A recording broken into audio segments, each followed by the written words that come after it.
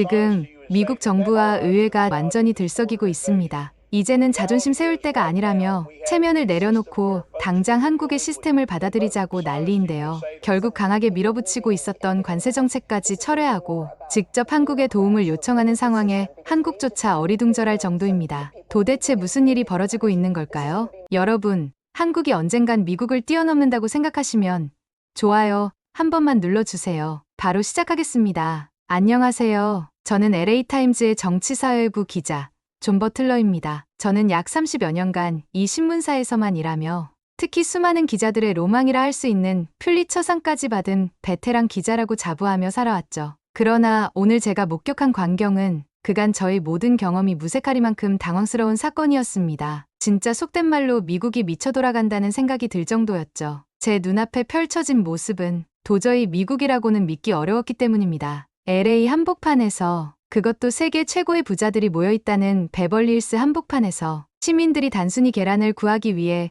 그렇게나 긴 줄을 서고 있던 것이었습니다. AI와 전기차 시장, 그리고 수많은 자동화가 운영되고 있는 전 세계 트렌드를 선도하는 최강 패권 국가 미국에서 이런 일이 벌어지고 있다니 정말 당황스러울 수밖에 없었죠. 심지어 일반 시민부터 최고 부자라 일컫는 사람들까지 가릴 것 없이 우르르 나와서 시위를 하고 있는데요. 이들의 눈빛에서 느껴지는 절망감과 분노가 제 가슴을 짓눌렀습니다. 이건 마치 과거의 전쟁 중인 나라의 식량 배급을 기다리는 처참한 국민들처럼 보일 정도였으니까요. 하지만 이건 무슨 국가 간 전쟁도 아니고 심지어 허리케인이나 폭풍 같은 자연재해도 아닙니다. 단순히 평범한 식량이라 불리우는 계란이 부족했던 것뿐이었죠. 저는 솔직히 지난 30년 경력의 사회부 기자로서 수많은 미기 현장을 취재해왔습니다. 중동의 전쟁터, 허리케인의 참화, 그리고 수많은 정치 스캔들까지 어마어마한 사건들을 수없이 취재했지만 단순히 계란 한 판을 사기 위해 새벽부터 줄 서 있는 미국인들의 모습은 상상조차 못했기 때문입니다. 저는 일단 미국에서도 넘버원 대형마트라 일컫는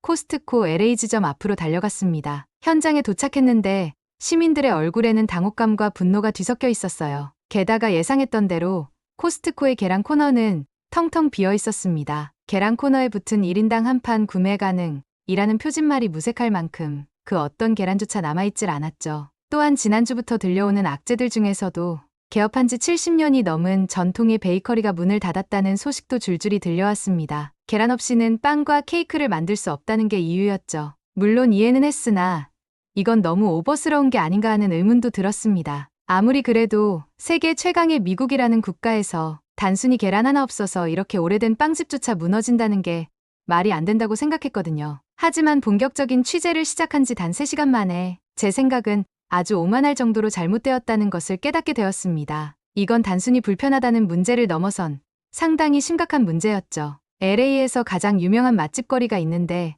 이곳에서도 가장 인기 있는 빵집의 매니저 마크 헌터 씨는 지난 20여 년간 빵집을 운영하면서 계란 없는 빵을 만들어 보긴 처음이라고 했습니다. 마치 고기 패티 없는 햄버거 같다면서 이렇게 맛이 없는 빵을 만들 바에 차라리 영업을 중단하는 것이 맞다며 씁쓸해했죠. 그러면서 이렇게 계속 운영된다면 모든 삶이 부정당한다고 말할 정도로 무기력해 있었습니다. 돌이켜보면 단순히 빵에 계란이 들어가는 것 이상으로 우리 미국인들에게 계란은 단순한 식품 그 이상이었어요. 사람들의 일상과 생계를 지탱하는 가장 기초적인 식재료였던 것이었습니다. LA 베벌리힐즈 앞에서 만난 시위대의 규모는 점점 커지고 있었습니다. 도대체 정부는 뭐하고 있냐고 원성이 자자했고 제발 우리에게 어떤 식으로든 계란을 공급해달라고 아우성이었죠. 게다가 계란의 부족 현상은 단순히 LA뿐 아니라 뉴욕과 시카고, 휴스턴, 마이애미 같은 모든 도시에서 미국 전역에서 동시다발적으로 벌어지고 있다는 충격적인 보도가 속속 나오고 있었습니다. 그러던 와중에 편집국장님의 연락이 왔어요.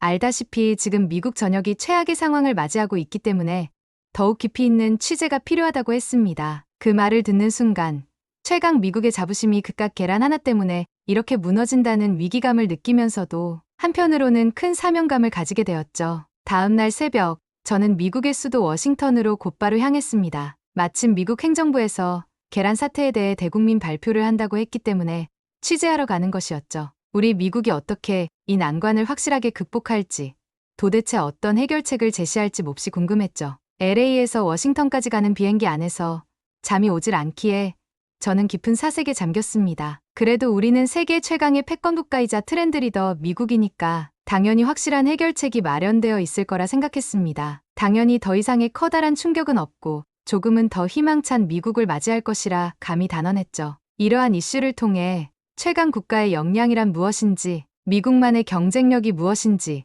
이 속에서 미국이 어떻게 위기를 극복하는지에 대해 알려주는 취재의 첫걸음이라 생각했습니다. 비행기가 워싱턴에 진입했을 때 백악관 및 주변 정부청사는 이미 전 세계의 수많은 언론인들로 가득했어요. 평상시보다 훨씬 많은 기자들이 집결한 것을 보니 사태가 심각하다는 것을 직감할 수 있었습니다. 정부청사 안에 있는 기자실로 들어가자 알 수 없는 긴장감이 파도처럼 밀려왔죠. 그런데 약간 의아했던 건 트럼프 정부에서 처음으로 개설한 농수산식품부의 최고 책임자가 나온 것이 아니라 그 밑에 있는 부책임자가 기자실 연단에 올랐다는 것이었습니다. 일단 이것은 크게 중요하지 않다고 생각해서 발표를 듣고 있었고 초반 20분은 현재 상황에 대한 설명을 우선으로 브리핑했어요. 조류 인플루엔자로 인한 각종 가축들의 사망, 그 속에서 발생하는 유통망 와해, 그리고 수입선 봉쇄까지 현 상황을 제대로 말씀해 주셨습니다. 그러나 그 다음 이어진 말은 도저히 믿기지 않는 발언이 들려왔습니다. 아시아의 대한민국과 달걀 수입 관련해서 관세 적용 없이 빠르게 들여오는 것을 논의 중입니다.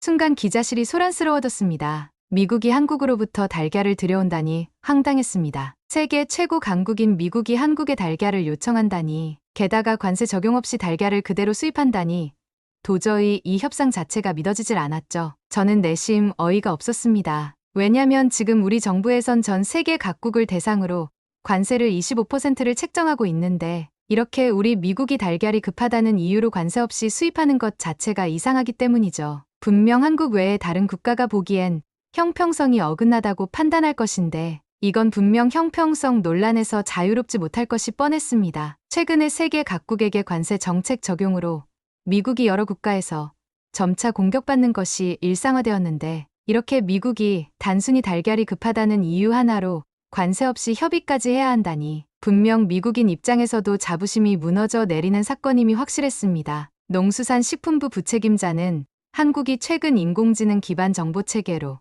식자재 공급망을 능률적으로 운영하여 한국 내 가축들의 전염병 대처에 완벽한 성공이 있었다고 설명했습니다. 그러면서 이왕 이렇게 된 김에 미국은 이번 협의에서 단지 달걀만 들여오는 것이 아니라 한국의 인공지능 식자재 시스템도 함께 검토할 예정이라고 했습니다. 발표회가 종료된 후 다른 언론인들과 시선이 교차했습니다. 말로 표현하진 않았지만 모두가 저와 비슷한 생각을 품고 있음이 분명했습니다. 우리 미국이 한국에게 대량의 계란 원조를 요청한다니 세계 질서가 꼬여있는 느낌이었죠. 마침 로비에서 글로벌 경제 뉴스에서 근무하는 동료 앤드류를 만났습니다. 앤드류는 이것이 우스운 일이 아니라 심각한 국가의 방위 문제라고 지적했어요. 단순히 식량 안보로 보는 것이 아니라 식량 안보가 무너지기 시작하면 미국의 모든 안보가 무너진다는 의미였습니다. 물론 처음에는 앤드류의 언급이 지나친 과장으로 들렸지만 사태가 점점 커지면서 저는 곧 그 심각성을 이해하게 되었어요. 일단 저는 정부청사를 나와 커피숍에 자리 잡은 후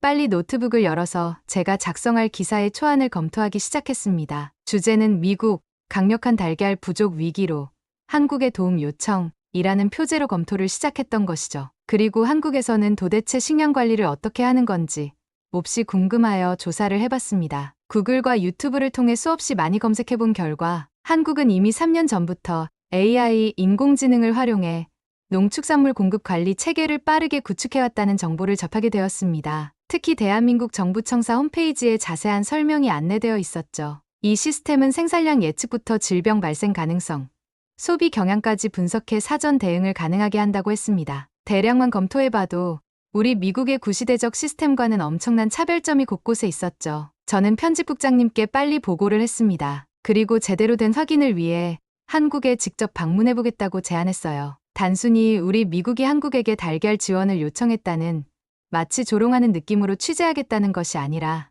미국보다 훨씬 작은 한국이 이렇게 큰 위기를 어떻게 대응하고 극복을 할 수 있었는지 심층 분석이 필요하다고 설득했습니다. 편집국장님은 알겠다며 승인했고 저는 한국행을 위해 다시 한번 준비를 서둘렀죠. 호텔에 복귀해서 창문 너머를 응시했습니다. 워싱턴의 야경 아래로 정부청사가 보였죠. 틀림없이 지금 이 순간에도 행정부 인사들은 계란 부족 사태에 대한 해결책을 논의하고 있을 것입니다. 이제 제 마음속에는 단순한 호기심을 넘어선 의문이 자리 잡았어요. 어떻게 한국과 같은 소국이 미국보다 더 효과적인 시스템을 보유할 수 있었는지 궁금했습니다. 그러던 와중에 편집국장님은 저에게 한국으로 가기 전 미국 먼저 추가적인 취재를 부탁했습니다. 이번에 보수 성향의 트럼프 정부로 교체되면서 일부 불만을 지닌 미국 국민들이 꽤 있는데 설상가상으로 이번 사태까지 발생해 혼란스러운 상황이 지속되니까 당장 거리로 나가 시민들의 견해에 관해서도 취재를 해보라고 지시했어요. 다음날 LA로 복귀한 저는 빠르게 LA 할리우드 한복판 길거리로 나섰습니다. 정부가 한국에게 계란 원조를 부탁했다는 발표 이후 시민들의 직접적인 반응을 청취하고 싶었기 때문이죠. 첫 번째로 방문한 곳은 LA 할리우드 거리의 초대형 대표 베이커리 미셀크리였습니다. 평소라면 이른 아침부터 빵 굽는 향기로 가득했을 장소가 문을 닫고 있었습니다. 창문에는 달걀 부족으로 일시 휴업이라는 문구가 부착되어 있었죠. 그 베이커리에서 만난 총책임자 미셀 브라운은 25년간 이 자리를 지켜왔다고 했습니다. 그의 이야기는 제 마음을 무겁게 했죠. 이젠 도저히 아침 메뉴를 제공할 수 없게 되었고 결국 종업원 13명을 해고했다고 했습니다. 미셀 브라운의 눈가에 눈물이 맺혔습니다. 단순한 재료 하나가 어떻게 한 사람의 삶을 뒤흔들 수 있는지 직접 목격하는 순간이기도 했죠. 도저히 믿기 어려웠지만 더욱 많은 취재를 위해서 다른 곳으로 이동했습니다. 바로 미국의 대표 마트라 할 수 있는 코스트코 LA 지점이었죠. 그곳에서는 평소 혼잡했던 달걀 진열대 앞에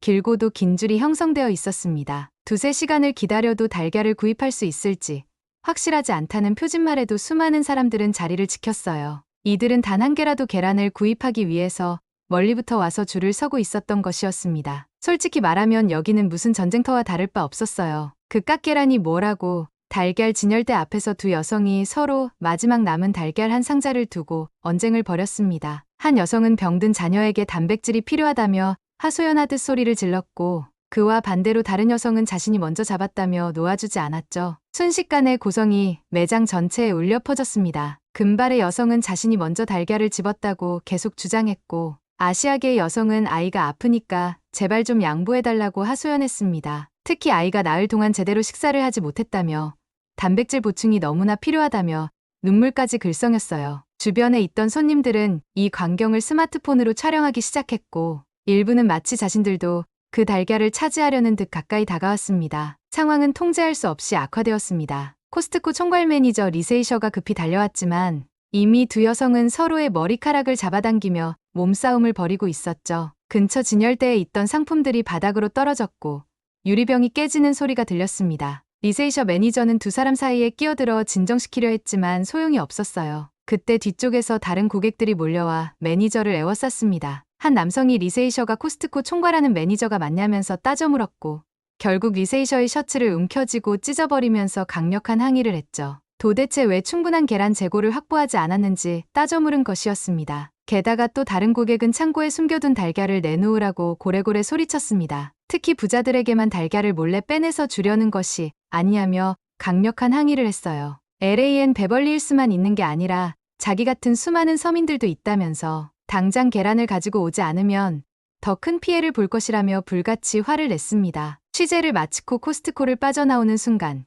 제 머릿속은 혼란스러웠습니다. 아무리 생각해도 방금 목격한 광경은 단순한 식품 부족 사태가 아니었어요. 제 눈앞에서 미국 사회의 근간이 무너지고 있었습니다. 경찰차에 번쩍이는 불빛 아래 서서 총괄 매니저 리세이셔의 마지막 말이 귓가에 맴돌았습니다. 30년 근무 중 이런 일은 처음입니다. 이건 단순히 달걀 문제가 아니에요. 인종차별이나 인권 문제보다도 더 추악하고 더러운 사건입니다. 결국 단순하게 먹고 사는 문제이기에 우리 사회가 무너지고 있는 것입니다. 그의 말이 가슴에 제대로 박혔습니다. 처음 취재를 시작했을 때는 단순히 식자재 부족에 관한 기사를 쓰려 했던 건데 이제 저는 더 깊은 문제를 발견했습니다. 미국이라는 초강대국의 진짜 위기는 계란이 아니었습니다. 바로 미국이라는 국가에 대한 국민의 신뢰 붕괴였다고 감히 말할 수 있죠. 호텔로 돌아오는 길에 거리의 변화가 눈에 들어왔습니다. 사람들은 평소보다 빠르게 걸었고 서로를 경계하는 눈빛을 주고받았습니다. 한 벤치에 앉은 노부부는 빵 한 조각을 나눠 먹으며 작은 목소리로 대화를 나누고 있었는데 그들의 눈에는 불안과 공포가 가득했죠. 사람들이 더 이상 정부를 믿지 않는다는 사실이 충격적이었습니다. 정부에서 발표하는 거짓된 말들, 코스트코 매니저의 설명, 심지어 경찰의 안내방송까지 아무도 그들의 말을 신뢰하지 않았습니다. 정부의 공식적인 발표는 그저 거짓말로 치부되었고 음모론이 사실처럼 받아들여졌던 것이죠. 호텔 로비에 들어서자 TV에서는 국가 비상사태 특별 방송이 나오고 있었습니다. 트럼프 대통령이 직접 나서서 식량 위기 해결을 위한 특별 대책을 발표하고 있었지만 로비에 모인 사람들은 냉소적인 웃음으로 반응할 뿐이었습니다. 거짓말쟁이들! 한 남자가 중얼거렸습니다. 저는 이 모든 것들은 결국 미국 정부의 시스템 붕괴에서부터 비롯되었다고 생각했어요. 일단 모든 것을 접어두고 편집국장의 승인을 받았던 한국행을 더욱 빠르게 일정을 앞당겨 출국하였습니다. 우리가 필요한 건 단순한 계란이 아니라 한국의 시스템이었기에 먼저 한국의 시스템을 배우기 위해 빠르게 한국을 가야 했습니다. LA에서 인천까지 14시간의 긴 비행 동안 제 머릿속은 미국에서 목격한 충격적인 광경으로 가득했어요. 한편으론 한국에서는 어떤 모습을 보게 될지, 미국과는 얼마나 다를지 궁금했습니다. 그런데 참 아이러니하게도 인천국제공항에 도착한 순간부터 엄청난 차이점이 느껴졌습니다. 인천공항은 상당히 질서정연했고 사람들의 표정은 평온했어요. 미국의 주요 공항에서 흔히 보이는 혼란이나 분주함이 없었습니다. 심지어 같은 아시아의 도쿄나 베이징보다도 훨씬 더 성숙한 시민의식에 압도당할 정도였죠. 일단 입국 절차를 마치고 서울로 향하는 공항철도에 탑승했습니다. 호텔에 짐을 놓은 후에 빠르게 약속 잡혀 있었던 고려대학교 식품안보시스템 연구소의 이병석 교수와 대화를 나누게 되었습니다. 그는 한국이 3년 전 특히 코로나 시기 때 미국과 비슷한 위기를 겪을 뻔했으나 다행히 기존 시스템을 완전히 새롭게 개편한 사례를 설명해 주었습니다. 이병석 교수의 안내로 서울의 한 이마트를 방문했습니다. 미국의 텅 빈 진열대와는 완전히 다른 광경이 펼쳐졌죠. 그리고 다양한 종류의 계란이 가지런히 정렬되어 있었는데 가격표를 보았을 때 저는 놀라움을 금치 못했습니다. 계란 한 판에 한국 돈으로 5,000원 정도이니까 미국 달러로 약 3불 정도 되는 가격을 목격했던 것이죠. 미국에서 3불이면 계란 한 판이 아닌 한 개의 계란 알을 사는 수준이었는데 한국은 가격이 안정적이라 너무 당황했던 것입니다. 고려대학교 이병석 교수의 설명에 따르면 한국은 AI 예측 시스템을 도입하여 조류독감 발생 가능성을 미리 예측하고 총생산량 검토에 대해 사전에 미리 감지한다고 했습니다. 이병석 교수가 말한 결론은 문제가 발생하기 전에 미리 대응하는 선제적 시스템이었던 것이죠. 교수의 안내로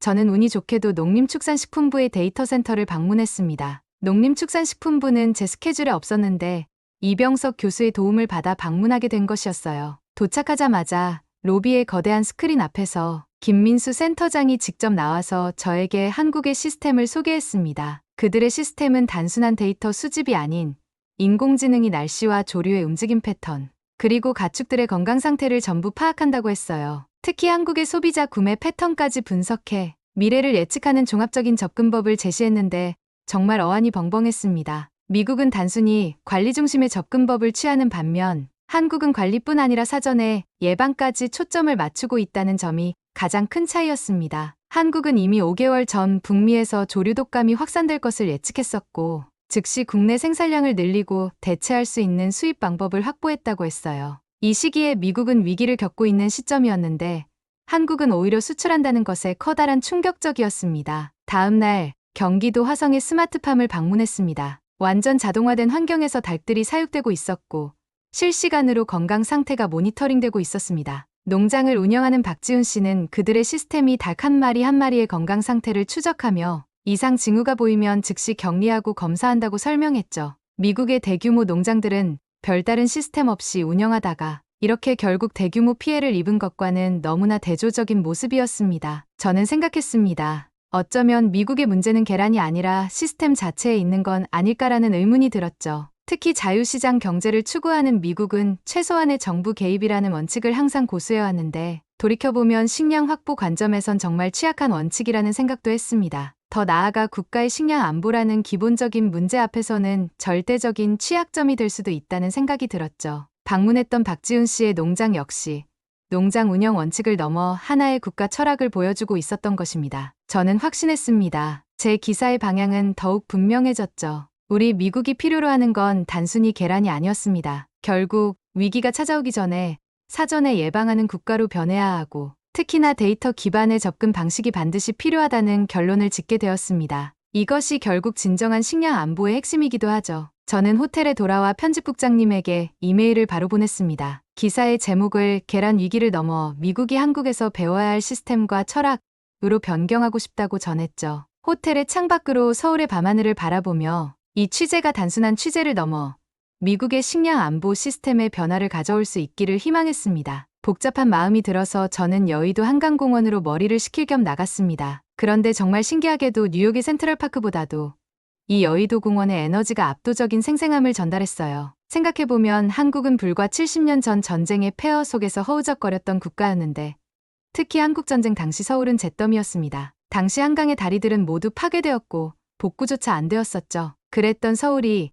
이렇게 압도적이고 화려한 도시로 탈바꿈되었다는 게 믿겨지질 않습니다. 찾아보니 한강의 기적이라 불리는 한국의 경제 발전은 전 세계사에서도 유례없는 속도였다고 하네요. 전쟁 후 세계 최빈국 중 하나였던 나라가 이제는 선진국 반열에 올랐다는 것이 놀라웠습니다. 창밖으로 보이는 첨단 빌딩들과 완벽하게 정비된 도로, 그리고 한강을 따라 이어진 공원들, 이 모든 것이 불과 한 세대 만에 이루어졌다는 사실이 경이로울 뿐이었죠. 다음 날 저는 고려대학교 이병석 교수를 다시 만나서 한국의 시스템에 대해 최종 확인을 해봤습니다. 저는 한국의 식량관리 시스템에 대해 질문했고 그의 답변은 제가 지금까지 취재한 내용을 더 명확하게 만들어 주었어요. 이병석 교수님은 한국의 식량관리 체계가 단순한 기술적 해결책이 아니라는 점을 강조했습니다. 그것은 국가의 생존 전략이었다고 했죠. 한국은 자원이 부족한 국가이기에 식량 안보는 국가 안보의 핵심이라고 설명해 주셨습니다. 특히 데이터 기반의 예측이 핵심이고 더욱 나아가서 빠른 유통과 사전 방역 역시 선택이 아닌 필수였던 거죠. 특히 한국의 역사적 경험이 현재 시스템을 만드는데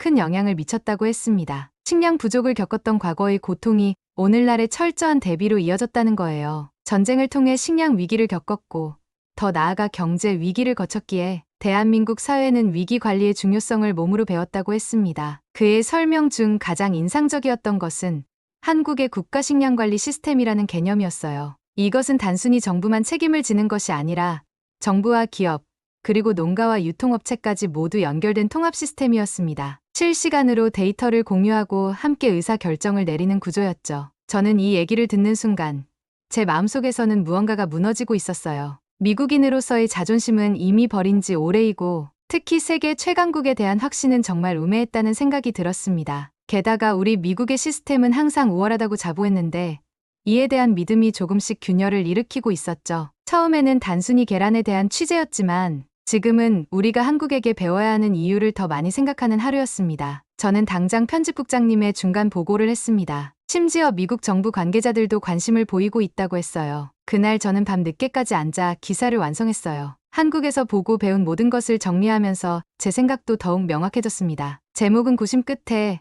한국으로부터 가져와야 하는 건 단순한 달걀이 아니라 위기 예측하는 완벽한 시스템이라는 주제로 정했습니다. 그리고 바로 원고를 보내고 비행기에 올랐죠. 비행기로 LA에 도착했을 때 공항에서부터 다른 분위기를 느꼈어요. 출구를 나서자 기자들이 몰려왔습니다. 제 기사가 이미 온라인상에서 폭발적인 반응을 일으키고 있었다고 했어요. 편집국장은 특별한 방송으로 무려 2시간 특집이 확정되었다고 했고 결국 수많은 매체에서 인용될 거라고 했습니다. 게다가 백악관 정부 담당자 통해서 당일 저녁 뉴스 특집으로 토론을 하자고 제안이 왔습니다. 제가 속해 있는 LA까지 온다고 했고 우리 LA타임즈에서 방송국과 함께 토론을 하자고 제의가 들어왔습니다. 저는 피곤함도 잊은 채 방송국 스튜디오로 향했어요. 메이크업실에서 제가 준비하는 동안 다양한 패널들이 방송 시작 전 대기실 앞에서 격렬한 토론이 진행되고 있었습니다. 경제학자이자 식품안보 미첼 교수님이 있었고 정부 관계자들 역시 참석하여 한국의 시스템에 대해 논의하고 있었어요. 특히 눈에 띈 것은 일본 출신 경제 전문가 소코루 교수가 있었는데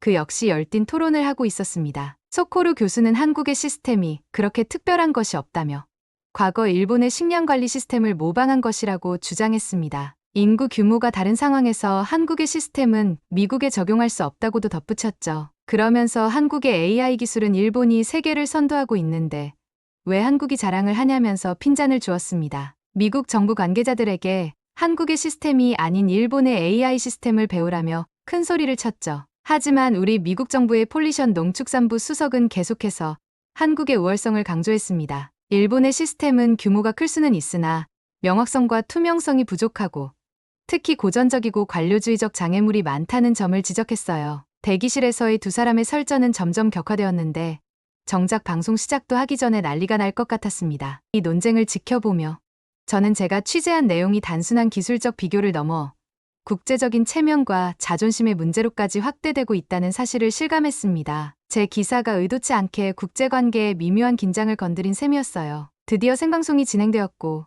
앞선 대기실에서의 열띤 토론보다도 더욱 깊이 있는 토론이 진행되었습니다. 이때 일본의 소코루 교수가 다시 강하게 주장했습니다. 제 분석이 너무 감상적이라며 한국의 시스템은 결국 일본의 모델을 모방한 것에 불과하다고 주장했죠. 심지어 한국의 AI 기술도 일본에서 유입된 것이라는 근거 없는 발언까지 이어갔어요. 즉각 미국의 농축산부 폴리션 수석이 반박했습니다. 그는 실제 데이터를 제시했는데 한국의 시스템이 개발된 시기와 일본의 유사한 시스템 도입 시기를 비교했어요. 한국이 최소 2년 앞서 있었다는 사실을 명확히 보여주었습니다. 소코루 교수의 표정이 굳어졌어요. 소코루 교수는 잠시 말을 더듬더니 일본은 인구수가 1억 5천만 명이라서 한국 대비 3배나 많다는 점을 강조했습니다. 인구 규모가 크기 때문에 다른 접근 방식이 필요하다며 질문을 회피했어요. 그렇게 방송이 끝나고 호텔로 돌아오는 길에 저는 더욱 확신했습니다. 한국의 시스템을 배워서 더욱 미국에 널리 전파하겠다는 신념을 갖게 되었죠. 저는 당장 백악관에 찾아가서 한국의 우월성을 강조하며 미국에 도입하자고 강하게 주장할 것입니다. 이젠 미국의 자존심을 버리고 분명 효율성을 쫓아야 할 시점이 왔다는 것을 부인할 수 없습니다. 우리 최강대국 미국이라도 분명 누구나 배울 수 있는 용기만 가진다면 그 어떤 위기도 기회로 바꿀 수 있다는 교훈도 강조하고 싶습니다. 저는 미국인으로서 제 가슴에 품고 새로운 도전을 향해 나아갈 준비가 되어 있었습니다. 여러분, 오늘의 사연은 미국이 드디어 정신 차리고 한국의 기술을 도입하겠다는 내용입니다. 미국이 초강대국이지만 배울 건 배우면서 서로에게 상생할 수 있는 방안을 제시했다고 보여지네요. 특히 한국의 강력한 데이터 기반 시스템이 압도적이라는 사실에 다시 한번 애국심이 끌어올랐습니다. 여러분들은 어떻게 느끼셨나요?